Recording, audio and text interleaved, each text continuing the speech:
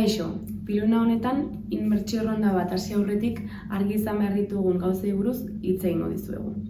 Hasteko, argi izan behar dugun lehen gauzetako bat ekintzailetza proiektuaren bizitzan zehar, ekintzaile proiektuetan inbertitzen duten eragileak zeintzuk diren da.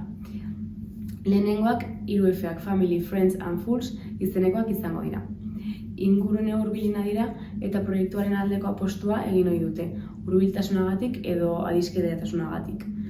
Inbertsio irizpide hutsengatik baino gehiago. Hortik aurrera, inbertsioaren zatia pixka bat gehiago profesionalizatzen hasten da.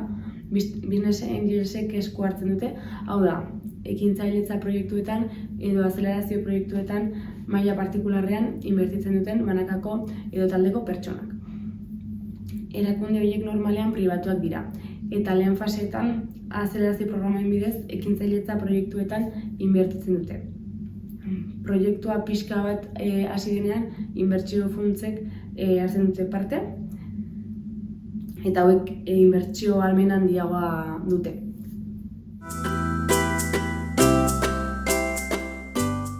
Ekintzaileek asko galdetu diguten beste alderdi bat, inbertsio erronda bat zenbat denborarekin antolatu behar den da. Bada, kontuan hartuta, inbertsio erronda bat sortzeak 6 eta 8 hilabete arteko kostua duela gutxi gorabehera. Inbertsio erronda bat antolatu ahal izateko 3 edo 4 hilabete lehenago hasi behar da gutxienez. Enpresak inbertsio prozesurako prest egon behar baitu. Eta prestatu beharreko dokumentazioa ugaria baita. Gainera, horrek dedikazio handia edo dedikazio txikia eskatzen duen galdetu digute. Eta egia esan, inbertsio erronda bat antolatzea dedikazio handia eskatzen du. Batez ere, konpainiako zuzendariaren partetik. Normalean, esan nahi dugu, zuzendariak eskainitako inbertsio errondaren kudeaketak irauten duen hilabete horietan, gutxienez erdiko lanaldi izaten dira normalean. Horrek esan nahi du, kasu horietan zuzendariak bere lantaldeari entregatu beharko dizkiola egunerokotasuneko zeregin batzuk, inbertsio erronda modu positibo batean bideratu ahal izateko. Inbertsio erronda bat hasi aurretik kontuan hartu behar dugun beste gauza bat, prestatu behar dugun dokumentazioa da. Funtsean, 3 dokumentu hartu behar dugu kontuan.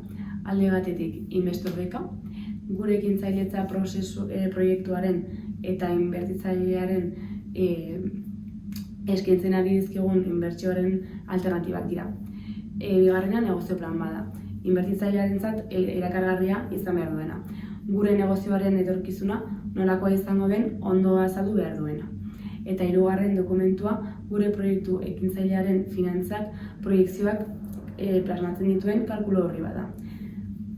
Proiekzioek hurrengo 5 urtetara begira egiten diren proiekzioak dira. Horrela, inbertitzaileak ikusten du zein den gure finantza plana. Nola finantzatuko den enpresa eta non izango dituen bere baliabideak. Hauek dira, inbertsio erronda bat egiterakoan kontuan hartu beharreko gauzak. Inbertsio erronda bat egin aurretik kontuan hartu behar dugun beste alderdi bat da, oso kontziente izan behar garela, normalean erronda batek epe luzerako konpromezua eskatzen zaiela ekintzailei. Hau da, inbertitzaile batek inbertitzen duenean proiektu batean gure proiektuan jarraitzeko konpromezua eskatuko digu. 3-4 edo 5 urte bitartean izaten da. Inbertsio hori ondo kudeatuta egongo dela ziurtatzeko. Gainera, inbertsio erronda bat hasi aurretik bazkideen akorde propio bat izan beharko dugu. Hau da, inbertsio erronda bat sinatu aurretik proiektuko bazkide propioek adostu behar dute zer tamainatakoa izango den erronda, ze inbertitzaile mota bilatuko dituzten, kapitalen ze ehuneko eskiniko duten, eta bar. Erronda arrakastatsua izan dadin erabaki beharreko gauza guztiak hitz egin behar dituzte. Eta amaitzeko, gomendio bat. Zuen familien ondarea, inbertsio errondatik salbu dagoela ziurtatu behar da. Hau da, ez ezazue zuen ondare pertsonalari eragingo dion abalik sinatu. Eta onarte, bigarren pirula hau.